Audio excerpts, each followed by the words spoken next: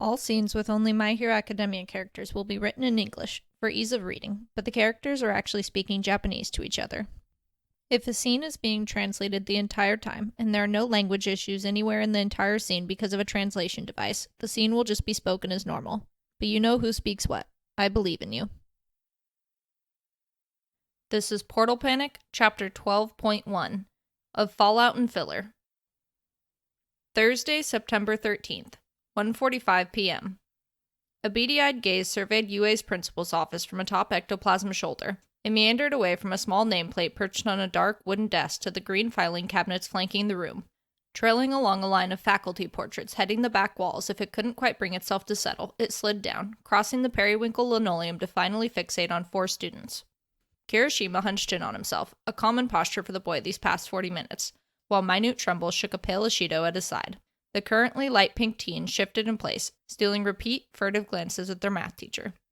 In stark contrast, Bakugo didn't seem particularly apologetic, eyebrows drawn together and gaze fastened to a pair of lightly charred hands. One of them flexed open and closed, while the other stayed tightly clenched around a water bottle, eliciting slight crackle pops. Then there was Ojiro, mild-mannered, thoughtful Ojiro, whose glare was nearly as scathing as it was defiant. Nezu's furry shoulders sagged. The mouth seemed almost resigned, before a deep inhale cut the fragile silence. Your behavior today was unbefitting a UA student. It was reckless, dangerous, and if I must say, idiotic. I hope you understand that I have no choice but to take disciplinary action. Kirishima flinched, but no one argued, the crinkling of squeezed plastic the only thing to disturb the air. Assaulting a teacher is no laughing matter, Ectoplasm spoke. His gravel in a cement mixer meets auto-tuned voice particularly jarring in the silence. Pupilless eyes somehow made it obvious they were focused on Ojiro. Then the duplicator's stance shifted, and Ishido and Kirishima were included in the scrutiny. Even if you think you are only attacking a clone, there will be real consequences to your actions, Nezu chimed back in, tone serious. Outright ignoring a pro-hero, not to mention your teacher, could get you killed. The rodent's lips started to draw back, but he caught himself before his teeth could fully manifest. Nose wrinkles smoothing and face going carefully blank, he added, in light of current circumstances, and despite my better judgment, you will not be expelled. Bakugo tensed, wide eyes shooting up to meet Nezu's as the 3 other students showcased various states of disbelief. If we sent you home now, you would become easy pickings for any villain that might want to take a swing at UA. But that does not mean you are off the hook, Ectoplasm added. You 4 have great potential, but this insubordination cannot continue. Therefore, we have determined appropriate punishments for each of you. Kirishima, Ishido. The blue man nodded stiffly at the 2, appropriately chastised kids. While your intentions to help your friends were noble, surprise splashed over the pair like cold water. Ishido-san will be in charge of cleaning 1A's dormitory every day for a month, and Kirishima-kun will be working 2 weeks of construction duty with Ishiyama-sensei. Kirishima licked his mouth a few times as if adding moisture, then asked, Construction duty, sensei? As you are aware, Ishiyama-san regularly repairs ground beta, gamma, and gym gamma for our hero course. Much of what he works on is not made of cement. You will aid him in whatever manual labor he chooses. But that's like fixing a miniature city, Kirishima exclaimed, eyes saucer-wide. Every day. It is. This time, a hint of amusement threaded the words. Maybe you will come to respect the work your teachers do for you outside of the classroom. Kirishima's gaze dropped and the indignant surprise left him. Ojiro. The teen went rigid as Nezu spoke up, inflection harsh. It is my understanding that you attacked Ectoplasm with the full knowledge that you were, in fact, attacking the original. Even if you are mostly on the defense and have taken Hagakure-san's kidnapping particularly hard, this is inexcusable. Bakugo. Nezu's gaze snapped over to the hothead. Without a provisional hero license, what you did was highly illegal and an act of vigilantism. Katsuki's default sneer dropped, and his face went slack with a sudden, horrified clarity. I've spoken with Skauchi-san. While I have managed to prevent legal action, both you and Ojiro will be dropped from UA's hero course. Notify me on whether you want to be transferred to general education or support by the end of the day. There was a sharp pop, and water exploded out from near Bakugo's hip. Mangled plastic dropped from the space a second later, while the soot-stained fingers of his right hand shot up to clutch at his chest. Next to him, Ojiro nearly snarled, tail flicking back and forth behind the boy like an irate cat. This decision is final, Ectoplasm cemented, voices deceptively calm and collected as always. Bakugo. Nezu softened, the full force of the man's empathy and exhaustion leaking through his words. I understand that in your mind, this is the worst possible outcome. For what it's worth, I'm sorry. Thursday, September 13th, 2:30 p.m. On that day I chose I would protect you. That promise, it still resides in my heart. Mitsuki Bakugo frantically whipped sideways in her chair, the swivel mechanism groaning in protest as she grabbed a purse from the floor of her office cubicle. Even though I'm losing everything I know, if now there is any life that I can save, I would be happy to. Shuffling through the bag anxiously, she snatched at her phone. After the attack on UA yesterday, she'd been trying to keep the sound on, which of course made her accidentally leave it on full volume at work. It fumbled in her hands a second before she managed to slide the screen open. Not even bothering to look at the caller ID, she chirped a frazzled, "Moshi Moshi."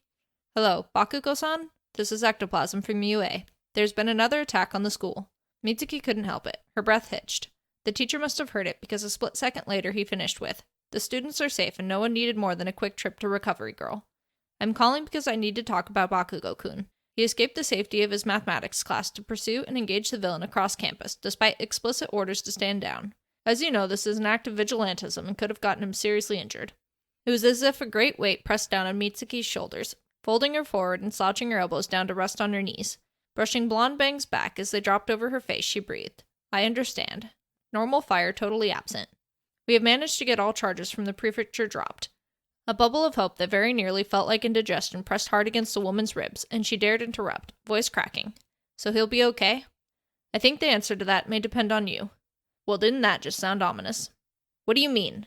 The words came out sharper than Mitsuki intended, and she flinched, swiftly adding, "Ectoplasm sensei.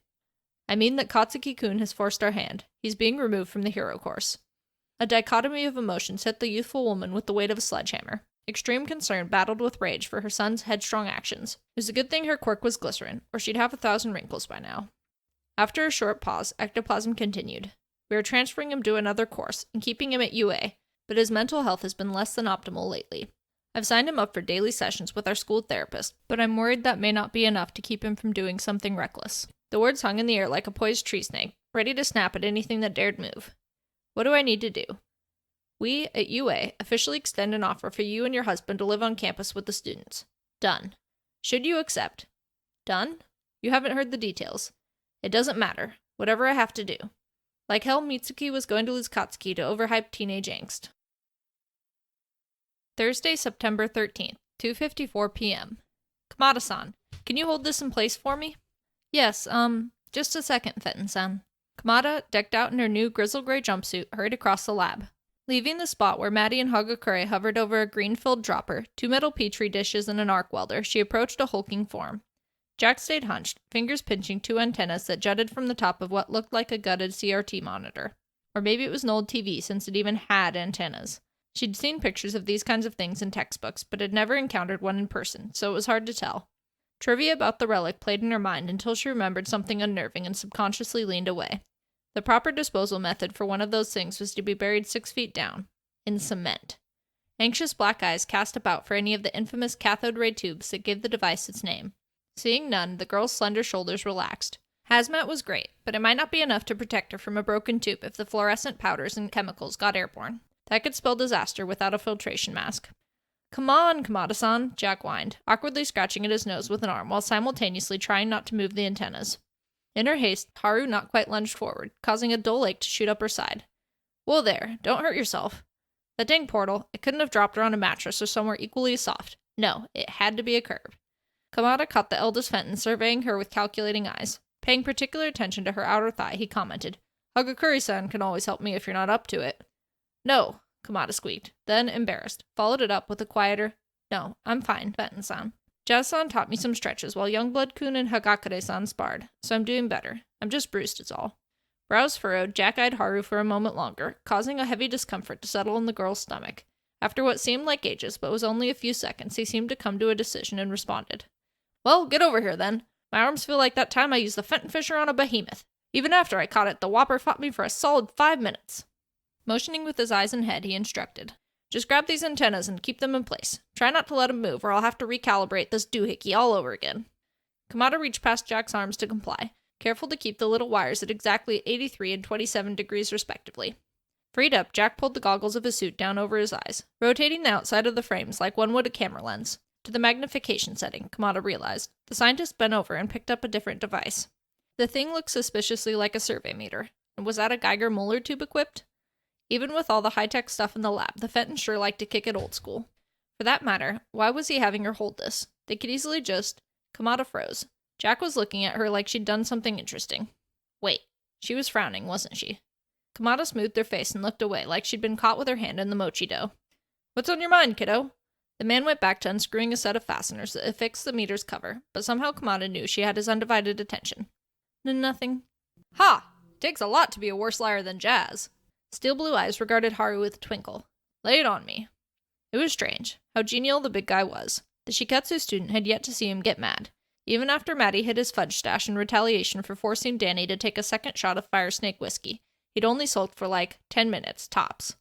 With that in mind, she found herself actually speaking up. During the lesson on Tuesday, you and Maddie-san mentioned that ectoplasm could be hardened in place to trap ghosts. Stealing a look at one of the many canisters glowing around the room, their signature unearthly green somehow fortifying, she asked, couldn't you just use it to hold the antennas in place? That's a great question. The short answer is no. The reason hit her a second later. Duh. The device was for reading radiation. If they encased the antennas in ectoplasm, which was radioactive, it'd mess up their readings for sure. Kamada's whole body flushed. But we Fentons don't like short answers, because then you don't learn anything. Jack lit up like someone mentioned Christmas. The main reason we can't is because of interference. Having radiation so close to the Geiger one could throw off our data. Called it. But it was a great idea. Haru felt her face screw up in a way that must have made her look constipated. He was wrong. Her idea didn't help anyone and would have earned a disapproving scowl from a teacher back home. The ectoplasm would have shrunk in a couple hours anyway. I really didn't think that through, Kamada refuted, tone self-deprecating. Wrong again, kiddo. You just made the biggest mistake a scientist can possibly make. Kamada's heart ached and her face deadpanned. Thank you for assuming any of us know anything. Jack raised his screwdriver for emphasis, waving it around in an accident-inevitable way. Shrinkage wouldn't be a problem, Maddie piped up, apparently having listened in on the conversation. The ectoplasm we use in our work is, for lack of a better term, domesticated. It's been stabilized, and, unless we add in a specific catalyst, it'll keep indefinitely. See? Jack agreed, giving the girl a lopsided grin that Kamada recognized from Dani's face. You never know what information you just don't have. But you know what's neat about that?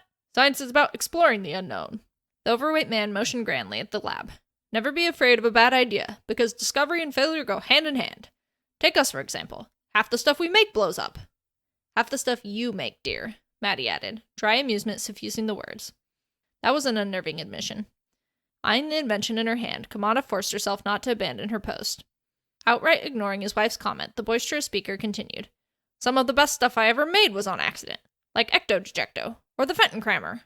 What do those do? Hagakure asked, cradling a cartridge of basil green ectoplasm as she and Maddie wandered over.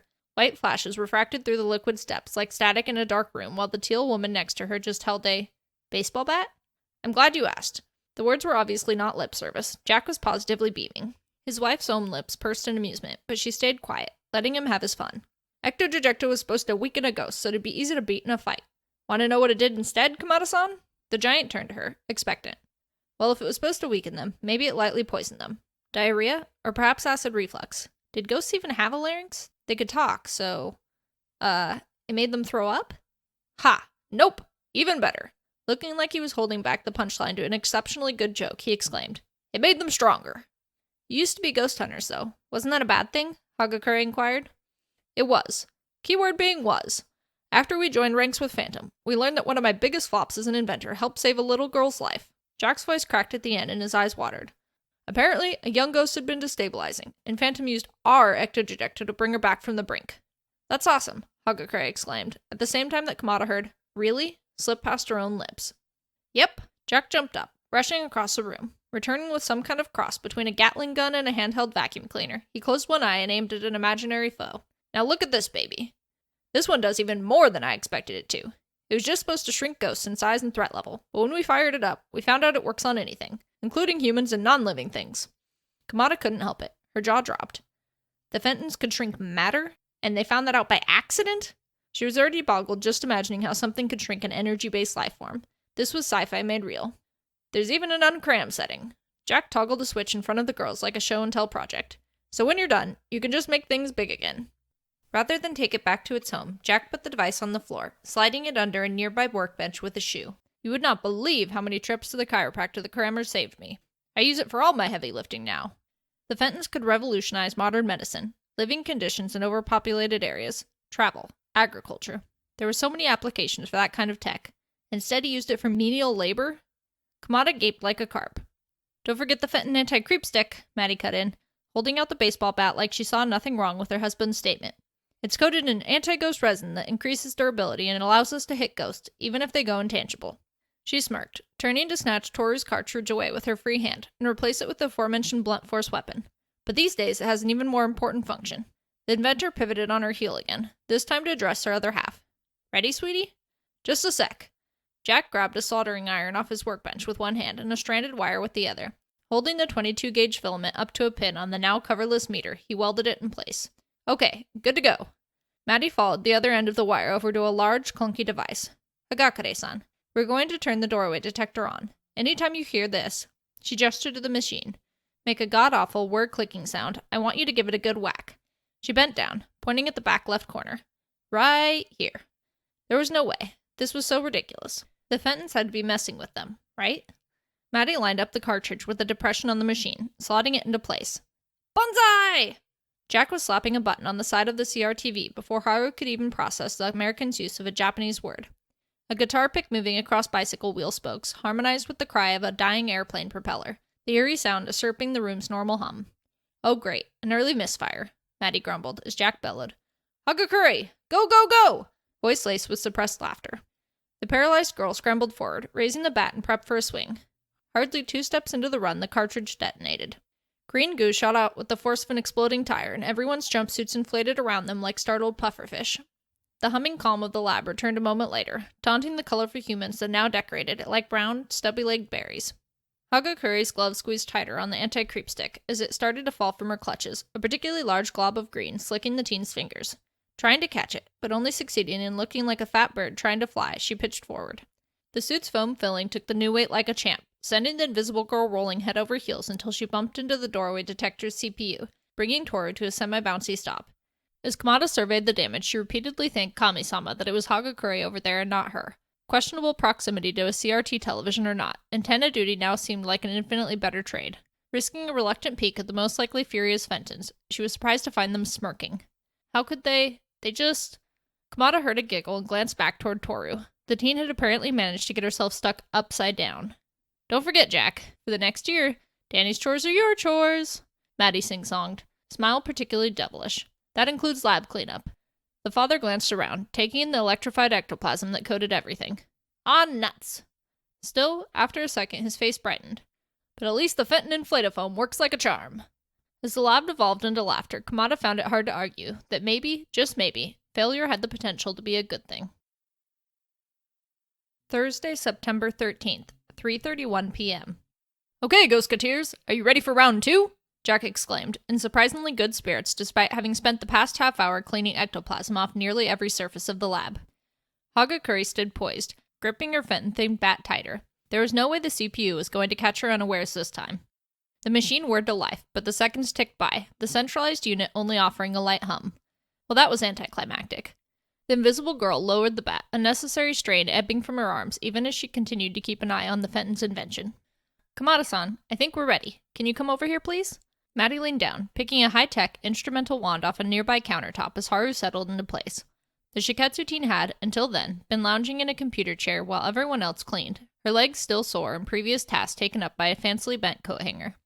Maddie raised the empty push-pop-shaped wand and lined it up with Haru's torso, causing the shy girl to tense. Relax, sweetie. This just reads radiation. We're going to use the energy you give off to try and pick up your universe's signature. Kamada stayed frozen a second longer before she abruptly took an extra long breath in, held it for 5 seconds, and slowly released. The anxiety in her muscles escaped with the air, and the gray-haired teen's voice came out even keel. I know. I just needed a second to remind myself. Everything kind of blew up last time. True! Nodding in agreement, Jack walked over to Hagakure with a second wand in hand. Both the Fenton's instruments sported the same sleek green and silver circuitry, but the 8 meters of cord coiled at Jack's feet and the large funnel dish end made it obvious that his was the side made for probing the ghost zone. Putting the wand on a counter so he could rummage around in the cupboard below it, Jack asked, How about once we get this bad boy set up, we get back to working on Hagakure-san's invisibility issue? It'll take the doorway detector a while to collect the data we need, and I bet we can wrangle some ghostly help in the meantime. Really? Toru couldn't believe her luck. She wasn't exactly expecting to make progress, but it was nice that the Fentons remembered. Plus, she'd get to meet another ghost. Youngblood had been enthusiastic and childish. Johnny had been sweet and too cool for school, but both of them had been completely unabashed about using their quirk powers. They moved, reacted, as if it took conscious thought not to. Maybe help from a ghost was the answer to her problems after all. It was worth a shot. Yep. Mads, can you ring up Dani? I bet she could use a day outside the zone. Phantom was coming? Wait, no. Jackson said she. Just how many Danis did the Fentons know? Aha! Maddie's hand raised to her face in delight. Great idea, sweetheart. I can make goulash for dinner. It's been a while since we've had it, and it's her favorite. Who's Dani? Kamada asked, shifting from foot to foot like standing was becoming uncomfortable. Maddie noticed, eyebrows drawing down as she reassured. Don't worry, this'll only take a bit longer, before answering. Dani is Phantom's sister. They share the same name, but her full name is Danielle, not Daniel. Doesn't that get confusing? The soft-spoken girl questioned as Hagakure deadpanned. I swear you just said the same name twice. Absolutely. It's awful. Jack jumped in, face immediately dropping into a frown. Especially on April Fools. Without missing a beat, he pulled a large section of duct tape off of its spool, the adhesive screaming as it unrolled. Biting down aggressively, he ripped the polythene to size and started using it to wrap part of a miniature inner tube. The April Fool? Was that some kind of a folk hero? Americans had those, right? For some reason, a blue ox flashed into her mind, only to be replaced by an Easter bunny and a tooth fairy. Toru glanced over at Haru, just to see her own confusion mirrored in the other teen's face. Jack missed the exchange, too focused on using his layman's multi-tool to affix a tabletop tripod onto the inner tube. Seeing her husband's obliviousness, Maddie took pity on the girls. April Fool's Day is an American holiday, where on the first day of April, people are allowed to play pranks on each other for fun. Jack's just being a sour ectopus because the Phantom siblings managed to dupe the whole town the year before last, Maddie chuckled. Between the two, their 3 duplicates and a shape-shifting friend, they got half the residents of Amity to believe they'd lost their minds, us included. Wait, hold up. Phantom could make clones, too? And use them to play pranks? Could this dude get any more awesome? A quick glance at Haru's starstruck eyes proved this was the girl's first time hearing about the quirk, too. Hagakure had been so sure cryokinesis had to be the hero's strongest power. She'd been dumbstruck when she'd seen his control far surpass Todoroki's in an online video. It was too bad Masahiro-kun wasn't here. He would have loved researching things about Phantom with her. He always supported her eccentric fixations. A small pang tugged at Hagakure's heart as Maddie pulled a smartphone from her jumpsuit. Opening the lock screen while staying mindful enough of the wand in her other hand to keep it pointed straight at Kamada, she thumbed through the cell's gallery and stopped on a picture. Toru accepted the device with fumbling hands, putting her homesickness to rest with a pillow, over the mouth, for an extended period. 6 versions of Dani Phantom stared back at her from the screen, making various faces at the camera. 2 of the shorter ones wore bulky hats and had a slightly more feminine build, but there wasn't much difference between them at a glance otherwise. Hagakure peered closer, searching for other tells when she noticed that one of the taller Dani's faces was slightly contorted. What was? Oh. Toru's directionless heartache broke like a wave and she laughed. Another tall Dani was starting to drop ice cubes into the neckline of the startled Dani's jumpsuit. That must be the friend Maddie-san was talking about. Toru turned the smartphone around, facing it toward Haru's stuck-in-place form so that the other girl could see too. The quiet female gasped, subconsciously leaning in but refusing to move forward, probably trying not to appear overeager. A full minute passed before Kamada reluctantly dragged her eyes away. Face red and staring hard at the floor, she commented, Sorry, I'm done. No reason to be sorry, Maddie assured. Passion isn't something to be ashamed of. Kamada's blush deepened, spreading and darkening to look more like a sunburn than embarrassment. Taking the phone back, Maddie exited the gallery and opened a text thread. As the redhead typed a quick message, a small ding went off nearby. Glancing up at Kamada with a gentle smile, she informed, You're free to go now. The meter's done recording. The injured high schooler instantly sagged, hobbling back to her seat with a sigh that was as much a sign of social pain and relief as it was physical. Toru praised her new friend. She'd have to remember to grab some aspirin and an ice pack later. And something for Dani-san, too, now that she thought about it. The poor guy probably still had a massive hangover. A light buzz jerked Hagakure's attention back to Maddie as the woman exclaimed, Dani's agreed to come, and she's bringing a guest. That's great! I can blabber on about the doorway detector during dinner. Maddie just rolled her eyes as her husband carried his hodgepodge contraption, dish-shaped wand now in the tripod's microphone holder, over to the Fenton portal. The cable slithered across the ground behind him as he went, unfurling like some great, lazy snake. You girls ready to catch your first glimpse of another world? The words boomed, drowning out the light tinkling of metal sheathing over linoleum. Are we already in another world? Toru teased, grin goofy. Not that anyone could see it, but still. That doesn't count. How so, Fenton-san? Kamada countered. Our world's too similar. Jack readjusted his tripod floaty until it snuggled into just one of his meaty arms. Locking gazes first with Kamada, then Toru, he proclaimed, You'll see. You girls ain't seen nothing yet. A sharp, Jack! Didn't stop the eldest Fenton as he slammed his free hand against the authorization panel with the same zeal he'd used to start up the doorway detector. An alarm like a garbage truck blared through the lab, and the hexagonal doors of the portal started to open. Toru froze as green, almost liquid light trickled into the room like water around the rocks of a mostly dry stream bed. The crack widened and a dull, familiar static just at the periphery of awareness tickled along her arms. Hair attempted to raise like hackles, but was forced flat by dense, rubberized fabric as shadows danced around her, unable to decide if they were coming or going. The girl's eyes bugged, spine slicking with sweat, when directionless dread suddenly doused her. Even a sharp gasp a few feet behind couldn't shake Toru out of paralysis, past traumas parading through her head as fear sloshed in her stomach like iceberg water. Something heavy and decidedly ancient eased back from her mind, and Toru instantly gulped in a breath. She hadn't even realized she'd stopped breathing. It was then that the light finally made up its mind, plunging everything into viridescence. Uneven glare spread out along the walls of the lab like refracted sunlight on the bottom of a pool, and Toru found herself shaking in a breeze that wasn't there.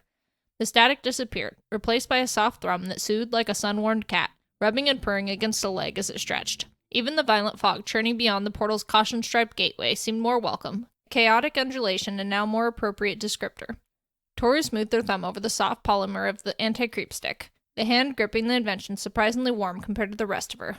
The sensation, full of reality, and feelings that were her own, finally rallied her legs and she staggered back. No wonder the Fentons were so careful with the portal. The ghost zone was alive. That phantom presence whisked along her brain again as if to say, "You called? Touch feather light." No. Not alive. It was like a hollowed tree, an echo, a mimicry of life that was no longer there. She shivered again and the tendril withdrew. "Jack," Maddie reprimanded again. "I can't believe you." "What?" "Just look at them. They're too excited to speak." Toru turned to catch Haru's expression, and the other teen looked about as shaken as Toru felt. "That isn't awe, you dolt. They're scared stiff. Remember your first time seeing the portal? You threw up all over Jazz." Jack's halfway to indignant glare faded, and the man sagged. "I'm sorry, Mads. Easy to forget when the portal's been open for 7 years. Don't tell me, tell them." Maddie gestured Toru and Haru's way, and before Toru could deny any need for apology, Jack was speaking. "I'm sorry, girls. I know I can get pretty excited when I show off the lab. I didn't mean to scare you." Avoiding looking in their direction, the scientist listlessly tossed his inner tube tripod and the cable slack that went with it into the portal. In lieu of an "it's okay," Kamada asked, "Does it feel like that every time?" The Shiketsu student eyed the wormhole with barely disguised mistrust, watching the cord unravel into the vibrant, eerie world. When the cable reached the end of its slack and pulled taut, it started to float, but Haru's eyes never left it. Jack hunched in on himself as he walked over to the wall and turned a dial near the authorization panel. A second, inner layer of overlapping sheet metal slid over itself like the blades of a camera shutter, shrinking the center opening until it was only large enough for the cable to pass through. With its source blocked, Toru expected the green light to disappear, but it stayed, the color receding from the rest of the room until it coalesced into a bubble shape around the portal. The zone is a strange place, almost with a mind of its own, but once it accepts you, it never asks again. We don't really know what it's looking for, but I've never heard of anyone being rejected, Maddie assuaged. "Yeah, but how many people have even seen the ghost zone?" Kamada shot back, not losing her tension. 10? 15? "Oh, sweetie, you misunderstand. When I say anyone, I mean anyone or anything that has ever been inside the ghost zone. That includes ghosts, creatures of legends, and humans. I asked our friend Clockwork about it once, and he said not to worry, that humans are exempt from the ire of the infinite realms." "Clockwork?" Toru questioned, curiosity fighting its way back to the forefront. "You might know him as Kronos. He's Phantom's mentor in the infinite realms and the Greek god of time." Jack grinned, apparently glad that the topic had angled away from his blunder with the portal. "Kinda an odd duck. Good man, though." Kamada made a strangled noise in her throat. Maddie glared at her husband. "Really, Jack? We're trying not to overwhelm them, remember?" Sighing, she turned to Haru. "Clockwork is a family friend, but mostly visits the living realm to mess with Phantom or teach him a lesson. Before you ask, yes, Phantom already asked about you guys, but Clockwork just sent him on his way. He prefers to lead Phantom to the right path in a butterfly effect kind of way, if he helps at all." Toru felt her lips start to twitch upward in sudden realization. CW stands for Clockwork, doesn't it? Before anyone could affirm or deny the claim, she began to speak again. "When I first got here, I happened to find a coat someone left on a bench. It was right before a super cold day. Black gloves rose up, subconsciously rubbing at pig-covered arms in memory. I thought I was just extra lucky, but apparently not. CW was written on the tag in marker." The Fenton parents exchanged a glance that seemed to border both relief and vexation, while Haru lost all color, looking close enough to an aneurysm that it was making Toru worried. "Sweetie?" Maddie directed to the distressed girl. "Are you okay?" "A literal god gave Dani-san a birthday present?" Jack barked a laugh. "I'm surprised you caught that. You're one smart cookie, Kamada-san." "Oh yeah, one of Danny's gifts had been from a CW too, hadn't it? That's what Kamada-chan was stuck on?" "Ha ha ha ha ha." I can't do that. "And it was a knick-knack?" Haru added, voice turning shrill. Internal laughter spilled out from Hagakuri's mind to lodge itself deep in her belly, taking over until the invisible teen felt tears streaming down her face. Told you he was odd, Jack agreed. Pandora's present was way cooler. Jack, Maddie nearly groaned, glancing pointedly from her husband to Kamada. The poor girl swayed like she was ready to pass out. I think we've had enough time in the lab for now. The matriarch hovered over Haru like an anxious helicopter. We can work with Hagakure-san later, after Dani shows up. For now, I think Kamada-san could use a nap. Right. Let me just set everything to record and we'll head out. Sweetie, we can't just... Jack was turning toward the doorway detector's central processing unit, half listening to whatever his wife was about to say when a guitar pick moving across bicycle wheel spokes harmonized with the cry of a dying airplane propeller. Hagakure's feet were moving before she even recognized the sound. Whack! Whir, click, click, clock. Nice one, Hagakure, Jack belted, face alight with pride. Maddie turned a thankful smile on Hagakure before pitting Jack with an unimpressed look. As I was saying, Jack, someone has to watch the detector. We can't just leave it alone. And that's where you're wrong. Bolting across the lab with exuberance, Jack threw open the door to a closet. Extracting what looked like a dusty box fan minus the box, a heavy-duty homemade stand, a small surge protector, and an old boot, the man bounded back. Too curious to interrupt, Toru watched as Jack kneeled to set the base down, positioning it so that when he inserted and stabilized the fan, it sat perpendicular to the doorway detector. Sliding the size 15 hiking shoe over one of the fan blades, he bolted the footwear in place using a set of pre-drilled holes Toru hadn't noticed earlier. After a quick survey of it all, he simply plugged the surge protector into the wall and hooked the fan up to it. I call it the Reboot 9000.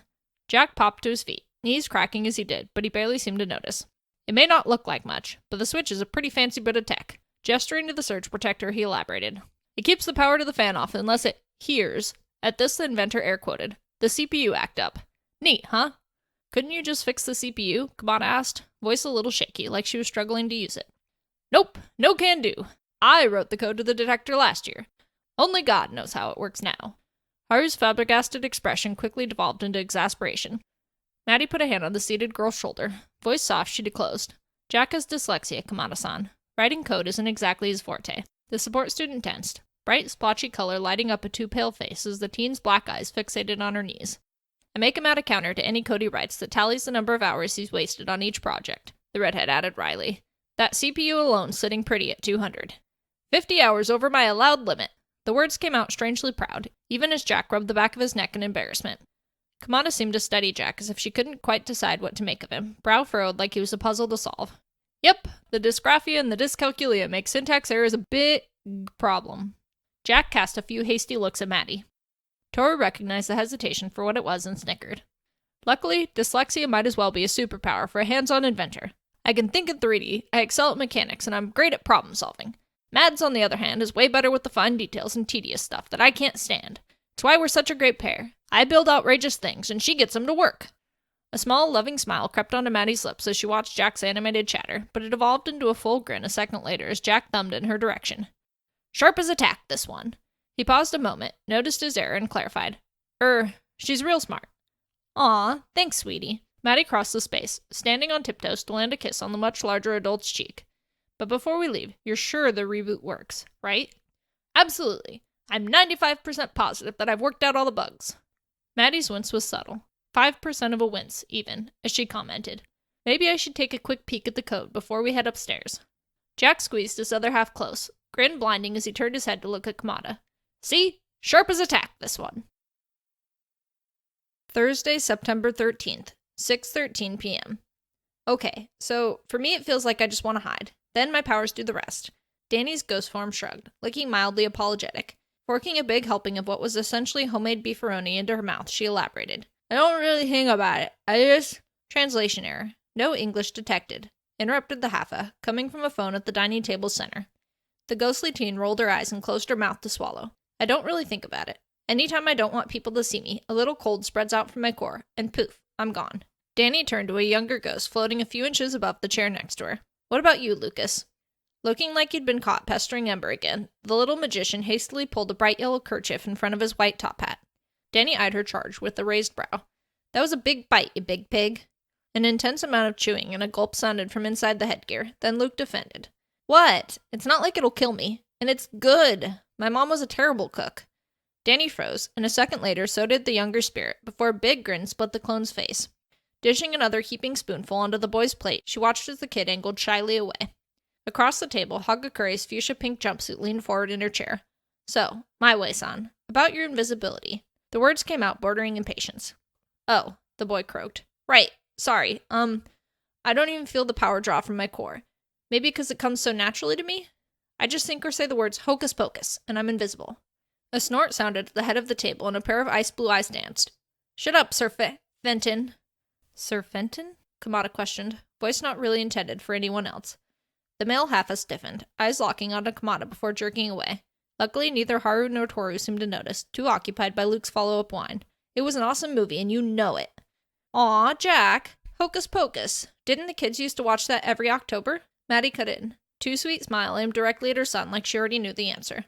Watch it, Jack barked next to her. Dano was obsessed with it. I remember when he went as Max for Halloween. Danny's face darkened, freckles becoming noticeable. Ha, see? You like it too, Luke huffed, sinking a few inches before touching down on the chair, coattails bunching beneath him. Danny did make a cute Max. Jazz's voice came out tinged with repressed smiles. One time, he stole this nasty cold medicine Mom was trying to make me take and just downed it, yelling, Now you have no choice. You have to take me, and just booked it out of there. He ended up throwing up all of the carpet like 2 minutes later. It was hilarious. A groan came from the end of the table as everyone laughed, but Jazz somehow managed to keep a straight face. Continuing as if she hadn't just ousted her brother in an incredibly embarrassing way, she suggested, Hey Danny, you should try taking away Hagakure-san's invisibility. You can make other people invisible, so why not the reverse? Oh yeah, I can't believe I didn't think of that. The female ghost stretched forward through the table in her meal, offering a hand to the invisible high schooler. Hagakure didn't even hesitate, shoving forward so fast her own goulash nearly knocked over. The room went silent as a second passed where nothing happened. Then 2, then 10. Hagakure's jumpsuit sagged and a black glove retracted despondently. Weird.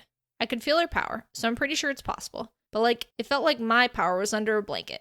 I knew if I could just get on the other side, I'd be able to see what was happening, but the blanket kept moving with me. Dani explained helplessly. Sounds a lot like how our testing went, Maddie mused. Every time we made a tiny bit of progress, her quirk adapted, and we had to start all over. What did it feel like for you, Hagakure-san? The older Dani asked, eyes holding an intensity that a human's probably shouldn't have been capable of. Chilly, like when you test pool water with your toe, but it's way colder than you thought, so you jerk back. Only it was like the water was touching me, but randomly and all over.